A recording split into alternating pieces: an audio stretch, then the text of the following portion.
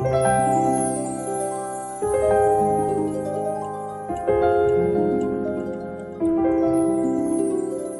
matin, j'aimerais partager avec vous un thème. On va vous l'afficher.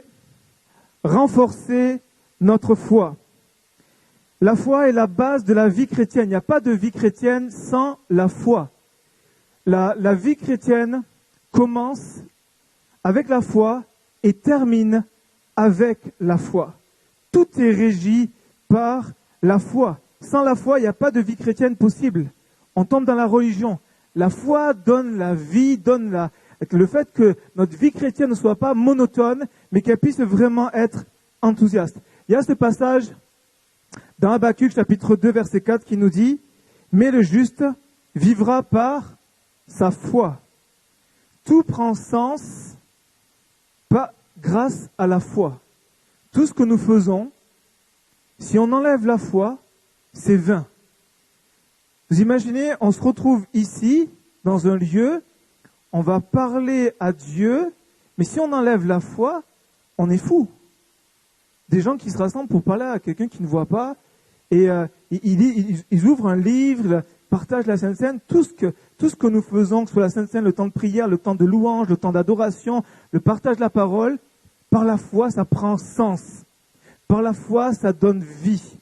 Et ma question ce matin pour vous, c'est, depuis que vous êtes à Jésus, votre foi s'est-elle renforcée ou est-ce que votre foi a diminué?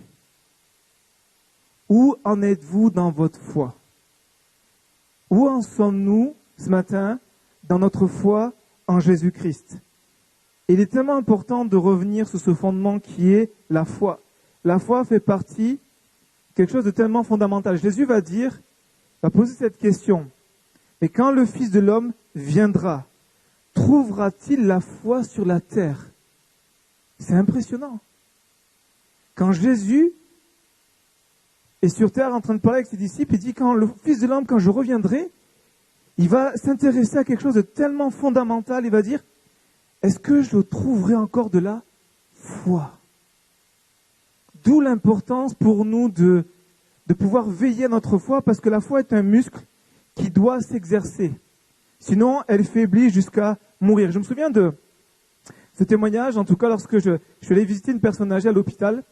Le médecin rentre dans la chambre, et puis il m'a pris, donc c'est une personne âgée, il m'a pris le médecin, je pense, pour son petit-fils ou son fils. Donc il me parlait comme si j'étais vraiment de la famille. Et puis à un moment, il va se tourner vers le frère, et puis il va dire, monsieur, vous savez, votre lit est votre plus grand ennemi. Plus vous allez rester dans le lit, plus vos muscles vont diminuer, vont s'atrophier. Il en est pareil avec la foi. La foi, moins on l'exerce, plus elle diminue. Moins on va la mettre en pratique, moins elle va grandir. Et nous avons besoin, ensemble, d'exercer notre foi, parce qu'elle est un muscle qui s'exerce. La foi se nourrit. J'aime la citation de Moody qui va dire « Plus je lisais la Bible, plus je connaissais la personnalité de Dieu, et par conséquent, ma foi grandissait. » Ma foi grandissait. La foi, elle se nourrit. Et elle se nourrit à travers la parole de Dieu. La foi, c'est pas comme cette femme qui, un jour, vu cette séparation avec son fils va vivre au-delà de la montagne. Elle est séparée par une montagne avec son fils, et puis elle vit très mal cette séparation.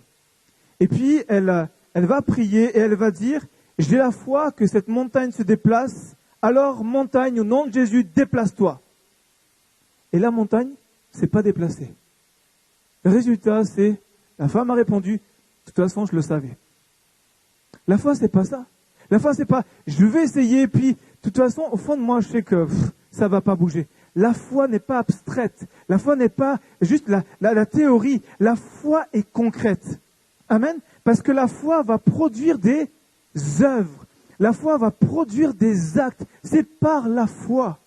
Et la foi va nous amener à vivre les expériences avec Jésus. Jésus, moi je suis toujours interpellé lorsque je lis les évangiles et que je vois que Jésus traverse des villages et il ne s'est rien passé. à cause de leur incrédulité. La foi déplace le bras de Dieu, notre foi. Et ce qui est encourageant, c'est que Jésus dit, si tu as la foi comme un grain de sénévé. Vous avez vu un grain de sénévé, c'est tellement petit, mais elle déplace les montagnes. Cette foi en Jésus-Christ. La foi, elle est concrète. Elle s'empare des choses visibles et les rend, des choses invisibles, et les rend visibles. C'est ce qu'on trouve dans Hébreux 11, verset 3. C'est par la foi que nous reconnaissons que le monde a été formé par la parole de Dieu, en sorte que ce qu'on voit n'a pas été de choses visibles. J'ai cette image souvent de la foi comme un bras qui va chercher dans le monde invisible choses spirituelles pour l'amener dans notre monde. Si tu crois, tu verras.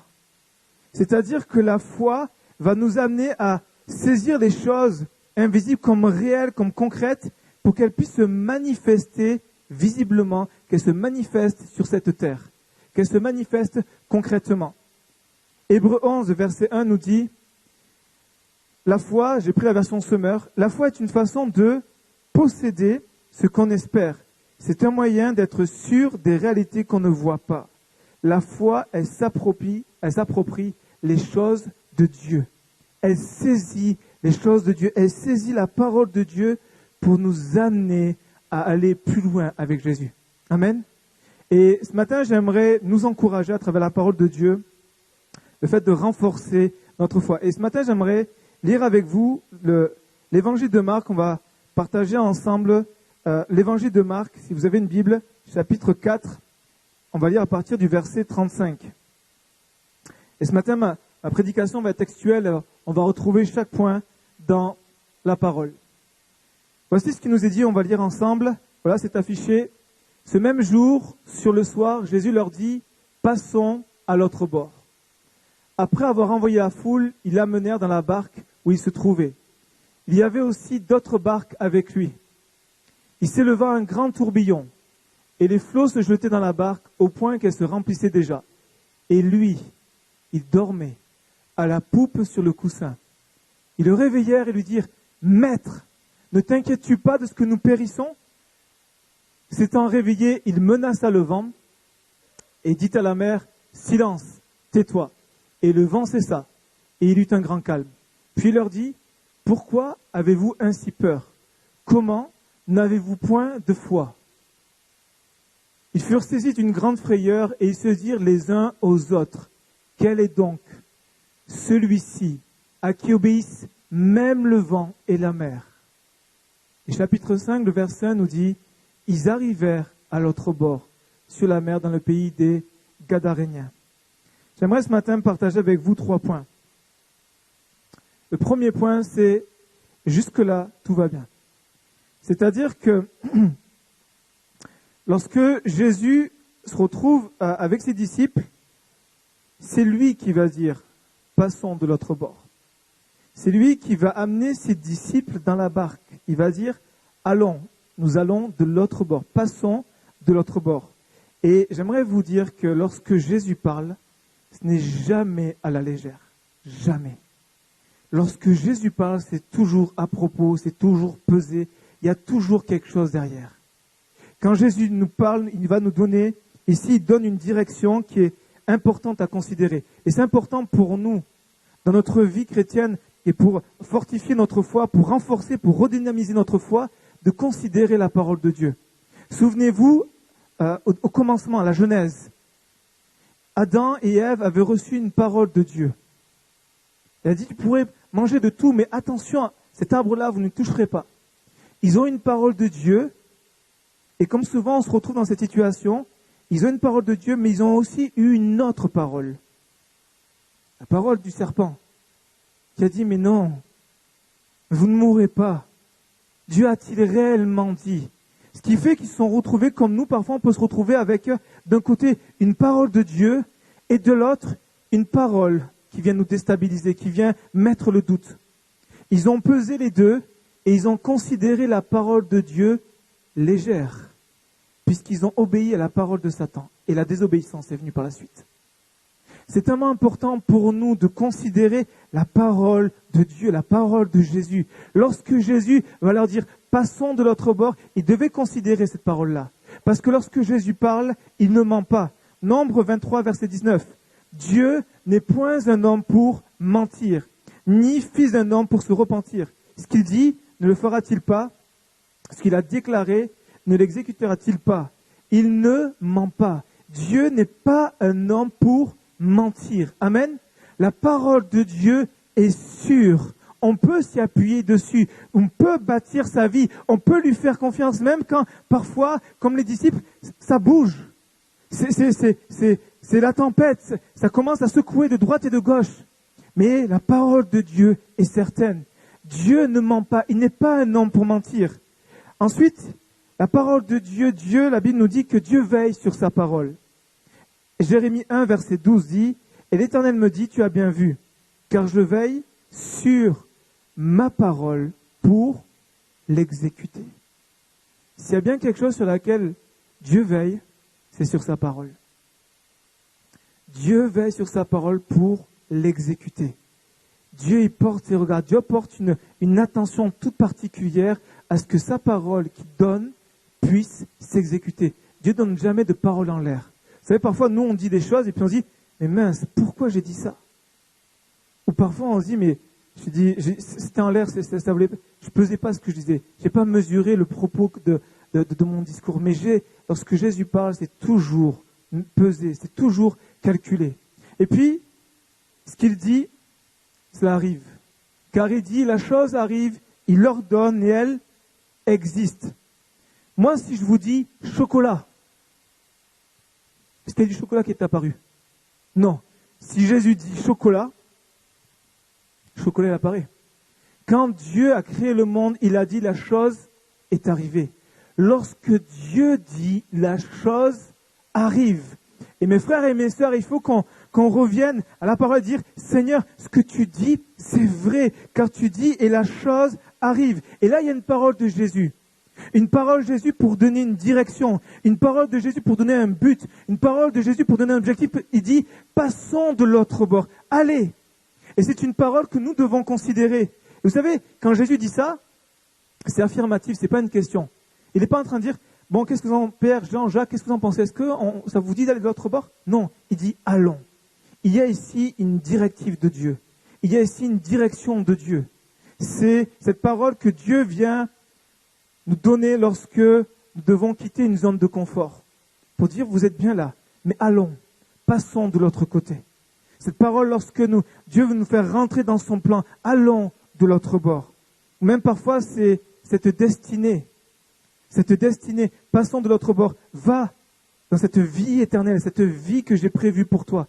Quitte cette vie sans moi et rentre dans la vie, la destinée que j'ai prévue pour toi. C'est une parole que Jésus a donnée à ses disciples. Et les disciples, suite à cette parole, sont montés dans la barque. Et nous voyons ici qu'ils sont pleinement dans la volonté de Dieu. Ça secoue, mais ils sont dans la volonté de Dieu. Ça nous montre ici qu'on peut être dans la volonté de Dieu et être beaucoup secoué. Parce qu'on va le voir, ce qu'ils vivent, c'est pas juste une petite tempête, c'est un tourbillon qu'ils vivent. Ils vont, là, dans ce moment-là, les disciples disent, c'est fini pour nous, on va mourir.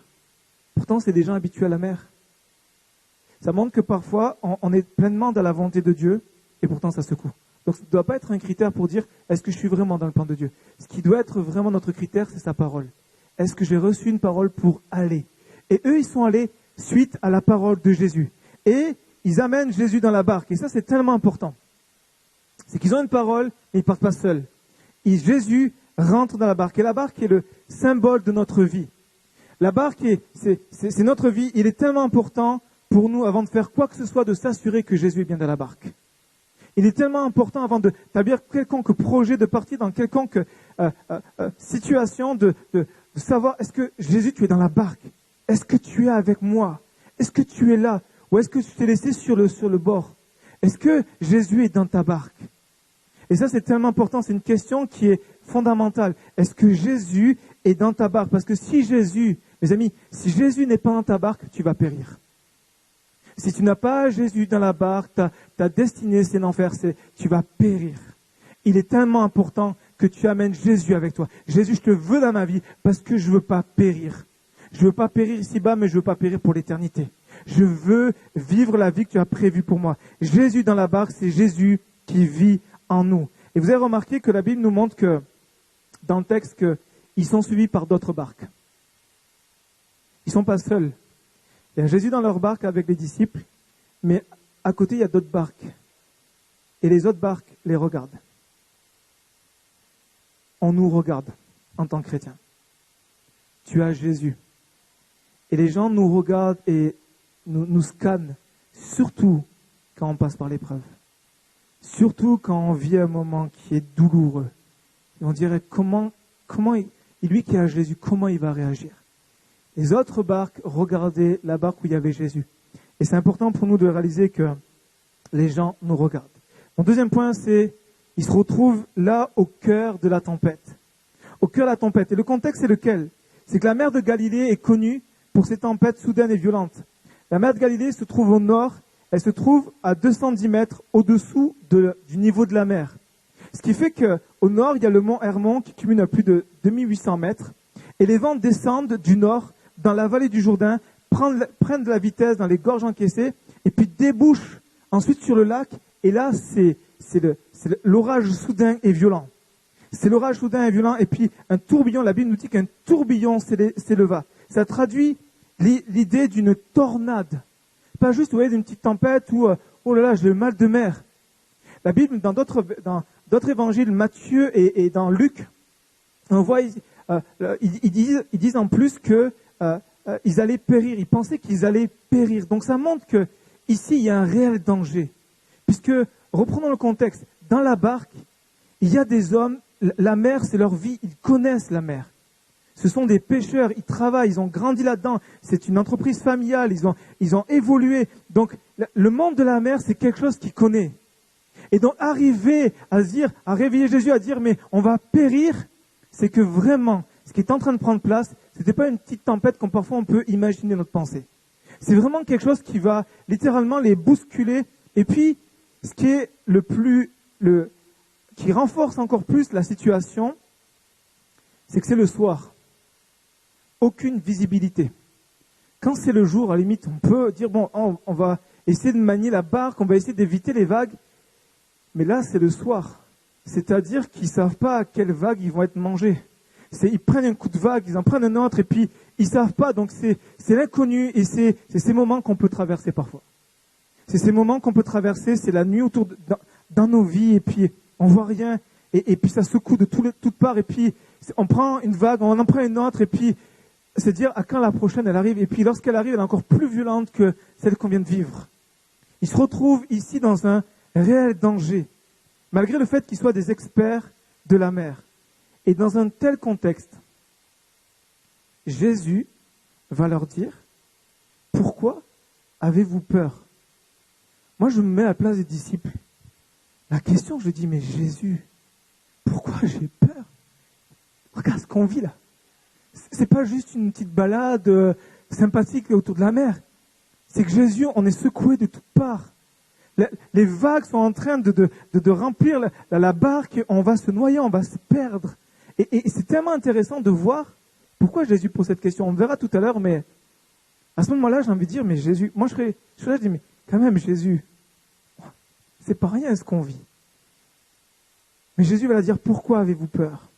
Et puis on imagine que les disciples vont faire par eux-mêmes, vont faire par leur propre force. On les imagine, c'est des gens de la mer pour certains, et ils vont commencer à s'activer, à essayer de tout faire pour sortir l'eau de la barque, et à s'activer, à se dire, je ne sais pas ce qu'ils pouvaient prendre pour enlever l'eau qui remplissait la barque, mais je les imagine, je ne sais pas vous, mais moi je les imagine, en train de s'agiter, de tout faire pour sauver leur vie, de tout faire pour gérer le problème. Et ça, c'est ce qu'on fait.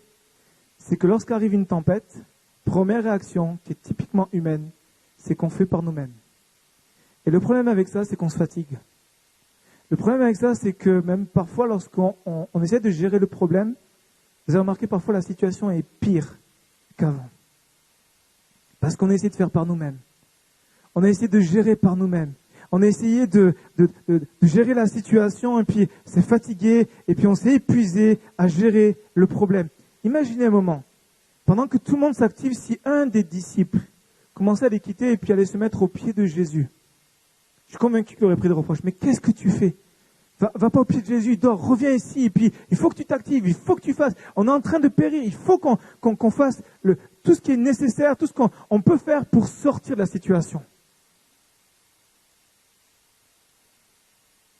Une des choses que l'homme n'aime pas, c'est de ne rien faire. Lorsqu'il y a un problème, lorsqu'il y a une situation, on réagit comme ça. Il faut qu'on le gère, il faut qu'on gère le problème, il faut qu'on fasse. Mais là, Jésus est en train de leur apprendre quelque chose. Dire, mais ce que vous devez faire, c'est de vous mettre dans ma présence. Pas gérer par vous-même. Vous avez remarqué que c'est souvent lorsqu'on est à bout qu'on demande le secours de Dieu. Moi, je les imagine qu'ils disent, bon, on a tout essayé, on va quand même réveiller Jésus. Situation, c'est notre dernier secours. On va réveiller Jésus, on va voir et puis on va même lui faire des reproches. C'est souvent dans ces moments-là où, lorsque nous avons tout essayé, qu'on se dit, et si on appelait Dieu ? Et si on demandait à Dieu ? Et vous savez, la foi, c'est une marche très inconfortable. Parce qu'on arrête de s'appuyer sur nous. On arrête de s'appuyer sur nos capacités. Et on apprend à dépendre pleinement de Jésus. On apprend à dépendre pleinement de la parole de Dieu. Et c'est inconfortable.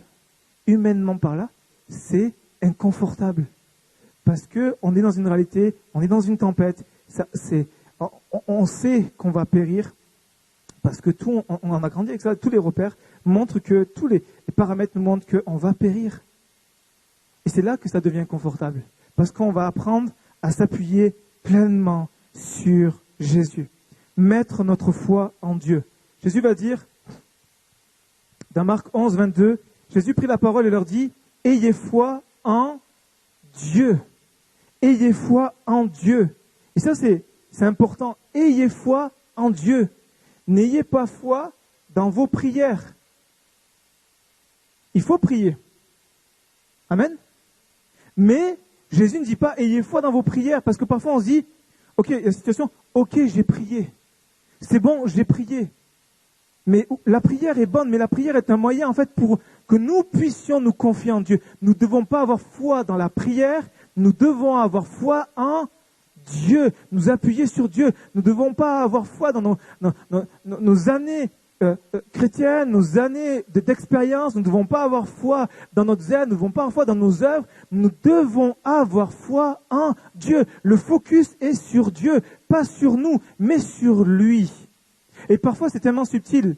Mais ça nous arrive tous de dire, bon, dans cette situation, ok, j'ai prié. Et puis remarquez, plus la situation est grave, plus on va prier énormément.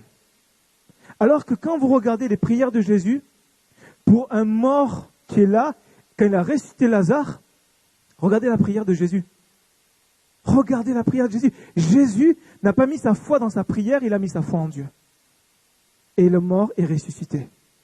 La prière, c'est Lazare, sors. Nous, on serait là, moi le premier. Jeûne, prière, 40 jours de jeûne et prière, on va prier, on va pas 40 jours parce que le mort est, mais on va prier, on va intercéder, on va mettre un gros paquet. Pourquoi ? Parce que on va mettre notre foi dans la prière. Et Jésus dit, mettez votre foi en Dieu. Et remarquez ici le contraste entre la panique générale des disciples et Jésus. La Bible nous dit que Jésus dort. Je ne sais pas comment il faisait pour dormir avec une tempête pareille.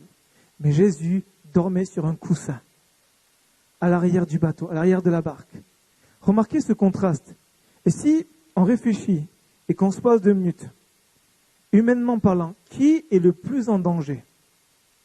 Est-ce que ce sont les disciples qui, pour certains, sont des pécheurs expérimentés, qui s'activent et qui sont éveillés ? Ou est-ce que c'est le fils du charpentier qui est en train de dormir ? Qui est le plus en danger ? Le fils du charpentier. C'est lui qui est le plus en danger. Parce qu'il n'a pas conscience qu'il y a un danger là. Alors que les autres sont éveillés, sont en alerte. Humainement parlant. Mais Jésus est la parole faite chair. Jésus vit ce qu'il prêche. Il est prince de la paix, il est parfaitement en paix au cœur de la tempête. Et Jésus vit ce qu'il dit, il est le prince de la paix. Et là, ils vont reprocher à Jésus. Verset 38, ils vont s'approcher de Jésus et remarquez, ils ne vont pas demander son secours. Ils vont le réveiller et ils vont dire, Maître, ne t'inquiètes-tu pas de ce que nous périssons? Il n'y a pas ici une prière de dire, Seigneur, aide-nous. C'est Seigneur, mais qu'est-ce que tu fais pendant qu'on est en train de vivre une tempête, tu es en train de dormir? Et ça, c'est parfois ce qu'on vit. C'est parfois ces moments dans nos vies où on est au cœur de la tempête et on a l'impression que Dieu nous a oubliés. On a l'impression que Dieu est absent. On a l'impression que, Seigneur, j'entends tellement de belles choses, mais moi, je le sais, mais je ne le vis pas. Entre ce que je sais et ma réalité, Seigneur, il y a un fossé. Il y a ces moments dans nos vies où on va faire des reproches. Quand tout chavire, on a l'impression que Dieu n'est plus là, que Dieu ne maîtrise plus la situation. Alors c'est pour ça qu'on va gérer. Et c'est ce qu'ils ont fait. Ils ont reproché à Jésus. Ils vont dire, mais Jésus, ne t'inquiètes-tu pas de ce qu'on va périr? Et pourtant, celui qui vit en nous a fait la promesse qu'il serait tous les jours avec nous. Tous les jours, et ça comprend aujourd'hui. Amen. Et Jésus se lève et prend autorité. Jésus se lève et prend autorité sur la tempête. Et ça, mes amis, c'est ce Jésus qui vit en nous. Celui qui vit en nous, créateur du vent, de la mer, de la terre et de toutes choses, il vit en toi. Voici celui qui vit en toi. Il se lève sur la tempête, il prend autorité et tout s'apaise. Et ce même Jésus vit par son esprit en nous. Amen. Et je termine avec mon dernier point, l'enseignement après la tempête. Parce qu'une fois que Jésus a calmé la tempête, il va se tourner vers les disciples. Et là, c'est lui qui va leur faire des reproches. Et il va leur dire deux choses. Et deux choses qui sont pour nous un enseignement à considérer. La première chose, c'est que quand il va dire « Pourquoi avez-vous ainsi peur et pourquoi n'avez-vous point de foi ?» Il est en train de leur dire « Pourquoi n'avez-vous pas tenu compte de ma parole ?» À cause de qui ils sont dans la tempête? C'est à cause de Jésus. C'est la parole de Jésus qui a dit « Allons de l'autre bord ». Si Jésus est en train de leur dire « Pourquoi avez-vous peur ?» Je vous ai dit une chose, je vous ai dit « On n'a pas sombré ». Je vous ai dit « On va passer de l'autre bord ». Passons. Et Jésus a une pleine autorité. Quand Jésus dit, la chose arrive. Donc quand Jésus dit « Passons de l'autre bord », Jésus est en train de leur dire « Vous n'avez pas considéré ma parole. Vous l'avez minimisée. Vous avez sous-estimé, dévalorisé ma parole. Quand je vous ai dit « Passons de l'autre bord », vous avez dû vous raccrocher à cette parole qu'on va passer de l'autre bord. Quelle que soit la tempête, quelle que soit la difficulté, quelle que soit la hauteur des vagues, on va passer parce que Jésus nous a dit « Allons de l'autre bord ». Alors on a une destinée, on a une direction, on va suivre et Jésus est dans la barque, donc on va y arriver. Amen. Et ça, c'est la parole que Jésus veut qu'on considère. Lorsqu'il nous donne une parole, on va y arriver. On va y arriver, c'est lui qui nous l'a dit. C'est lui qui a dit « Allons de l'autre bord ». Il est en train de leur dire « Pourquoi ne m'avez-vous pas fait confiance? Pourquoi avez-vous manqué de confiance envers moi? Quand je vous dis « Allons », c'est qu'on va y aller. Vous savez, souvent, on a plus confiance entre nous qu'en confiance en Dieu. Quand on se donne un rendez-vous, on se déplace pour aller vers la personne et on l'attend la personne. Et on sait qu'elle va venir. On place la confiance dans sa parole. À combien plus forte raison, celui qui est parfait, celui qui ne manque jamais, celui qui ne ment jamais, pouvons-nous lui faire confiance? Il est digne de confiance. Amen.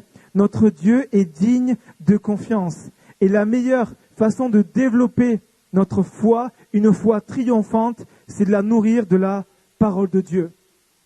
Ainsi, la foi vient de ce qu'on entend, et ce qu'on entend vient de la parole de Dieu. Tellement important de dire, Seigneur, je veux me nourrir de ta parole, je veux grandir dans ta parole. Ma foi, je veux qu'elle grandisse, mais pour ça, je veux considérer ta parole. Pas juste la lire, pas juste en prendre connaissance, mais la faire mienne, me l'approprier, me la saisir, parce que ta parole est vie, parce que ta parole est puissante, parce que ta parole est la vérité. Et puis, l'autre chose qu'on retrouve dans ce texte, c'est que le deuxième reproche que Jésus leur fait dans ces questions, leur dit, mais en fait, vous ne me connaissez pas. Si seulement vous saviez qui était dans la barque, vous ne serez pas agité comme ça. Parce que à la fin, on l'a lu ce texte, ce moment où les disciples vont dire, mais Mais après les reproches de Jésus, ils vont dire, mais qui est-il? C'est surprenant pour les disciples de poser la question. Ils ont donné leur vie pour cet homme. Ils ont tout abandonné. Certains, ils ont abandonné une pêche miraculeuse. Vous imaginez? Ils ont abandonné une entreprise qui était en train d'être en pleine croissance. Ils ont tout abandonné. Pêche miraculeuse, quand Jésus a appelé Pierre, Jean et Jacques, c'était une pêche miraculeuse. Donc imaginez, là c'était parti, l'entreprise ne pouvait que croître et puis augmenter, et puis c'était parti. Ils ont tout abandonné pour le suivre lui. Et à ce moment où le suit, dit, mais qui est-il? Vous imaginez dire, mais hey, vous n'avez pas mesuré? Et nous, parfois, on est comme ça. On est comme ça, c'est que on dit, mais Seigneur, et parfois on oublie qui tu es. Qui est-il pour qu'il calme les tempêtes, qu'il calme le vent et qu'il calme la mer? On voit par leurs questions qu'ils ne le connaissaient pas vraiment. Et pourtant, ils ont vécu les miracles, les guérisons, ils ont vécu la pêche miraculeuse. Et malgré ça, il leur manquait une révélation de Jésus. Et c'est tellement important pour nous de chercher la révélation, de dire qui est Jésus pour moi? Qui est Jésus pour ma vie dans le creux de la tempête? Qui est-il? Et Seigneur, je prie pour que tu te révèles à moi. Je prie pour apprendre à te connaître. Je prie pour considérer celui qui vit en moi. Vous imaginez que l'Esprit qui est resté Christ d'entre les morts vit en nous. Il vit en nous. Et lorsqu'ils ont eu peur et que Jésus leur a posé la question, il leur dit, mais en fait, pourquoi avez-vous peur? Jésus est en train de leur dire, mais vous saisissez pas celui qui est en vous? Celui qui est avec vous dans la barque? Parce que la question que Jésus aurait pu poser, c'est que il aurait très bien pu poser cette question, est-ce que la tempête peut-elle submerger le Créateur des océans? Est-ce que la tempête peut submerger le Créateur de la mer? Et là, quand on réalise qui vit en nous, Créateur du ciel et de la terre, Jésus va dire, Père et moi, nous allons faire la demeure en vous, par l'Esprit. Celui qui vit en nous est créateur de toutes choses. Il a l'autorité suprême. Il dit, la chose arrive. Tout est sous son contrôle. Il a l'autorité suprême. Il n'y a rien qui n'est pas sous son autorité. Il est Dieu. Il est Dieu. Il règne. Il a tout pouvoir dans le ciel et sur la terre. C'est lui, c'est Jésus. Il vit en nous par son esprit. Et Jésus est en train de leur dire, mais est-ce que vous pensez sérieusement qu'une vague aussi forte et aussi dangereuse que peut être la tempête peut submerger Jésus? Moi qui ai créé moi qui ai créé les vents, moi qui ai créé la mer. Jésus est en train de leur dire, pourquoi avez-vous peur? Et là, tout prend sens. Ah oui, c'est vrai, Seigneur. Quand on remet les choses au bon endroit, quand on rajoute le curseur, c'est vrai, Seigneur. Aucune tempête ne peut te submerger. Parce que tu es Jésus. Parce que tu es créateur. Parce que tu es Seigneur. Aucune vague, aussi grande soit-elle, ne pourra engloutir celui qui vit en toi. Alors, fais-lui confiance.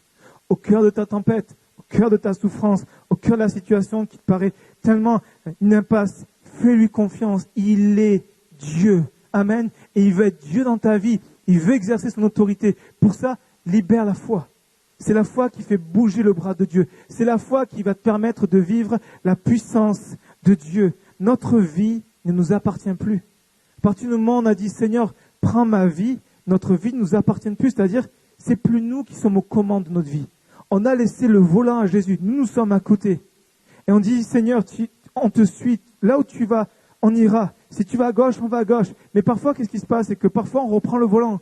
On voit quelque chose qui arrive en face et puis on prend peur, on panique, l'inquiétude arrive. Et paf, on prend le volant. Vous savez, lorsqu'il y a une voiture qui est conduite par deux chauffeurs, c'est dangereux. Laissons Jésus conduire.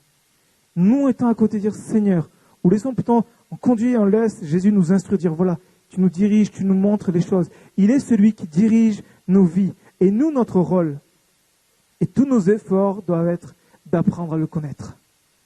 D'apprendre à le connaître, d'apprendre à dépendre de lui. C'est tellement facile de faire par nous-mêmes, mais beaucoup plus difficile d'apprendre à dépendre de lui.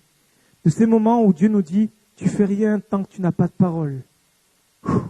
Seigneur, il y a des pressions, il y a toutes sortes de choses qui arrivent derrière. Il y a des vagues, je suis ballotté. Mais Seigneur, je ne bougerai pas tant que je n'ai pas de parole de Dieu. Il y a quelques années comme ça, il y a 2 ans en arrière, j'étais dans une situation où j'avais besoin d'avoir une direction de Dieu. Et Dieu m'a dit, tant que tu n'as pas de parole, tu n'as pas une parole de moi, tu ne bouges pas. Qu'est-ce que j'ai fait? Je n'ai rien fait. J'ai prié, j'ai jeûné, j'ai cherché la face de Dieu pour avoir une parole de Dieu. Et une fois que j'ai eu la parole de Dieu, je me suis mis en mouvement. Et puis tout ce qui a pu prendre place, les tempêtes, les résistances, je pouvais tenir. Pourquoi? Parce que j'avais la parole de Dieu. Mes amis, tellement important de nous d'apprendre à dépendre plus de Jésus. Avoir une foi qui va triompher, c'est avoir une foi qui va dépendre de la parole de Dieu, qui va dépendre de Jésus. Et je termine en disant qu'il est important pour nous de mettre notre foi dans la capacité de Christ et non pas dans nos capacités. Ayant les regards sur Jésus, le chef et le consommateur de la foi, qui en vue de la joie qui lui était réservée, a souffert la croix, méprisé l'ignominie, s'est assis à la droite du trône de Dieu. Ici, le fait que Jésus soit assis à la droite du trône de Dieu renvoie à sa position et à son autorité. Souvenez-vous que Jésus a dit « Tout pouvoir m'a été donné sur le ciel et sur la terre ». Alors, j'aimerais ce matin nous encourager à détourner nos regards de cette tempête qui est une réalité, qui est un réel danger, et à lever les yeux sur celui qui est assis à la droite de Dieu, qui a toute autorité, qui en plus intercède pour nous. Mettons notre foi dans les capacités de Jésus, sa capacité, son pouvoir, son autorité, et ne mettons pas notre foi dans nos capacités à gérer la situation. Jésus t'appelle ce matin, alors que tu es dans la tempête, à placer ta foi en lui. Amen. Est-ce qu'on peut prier quelques minutes ?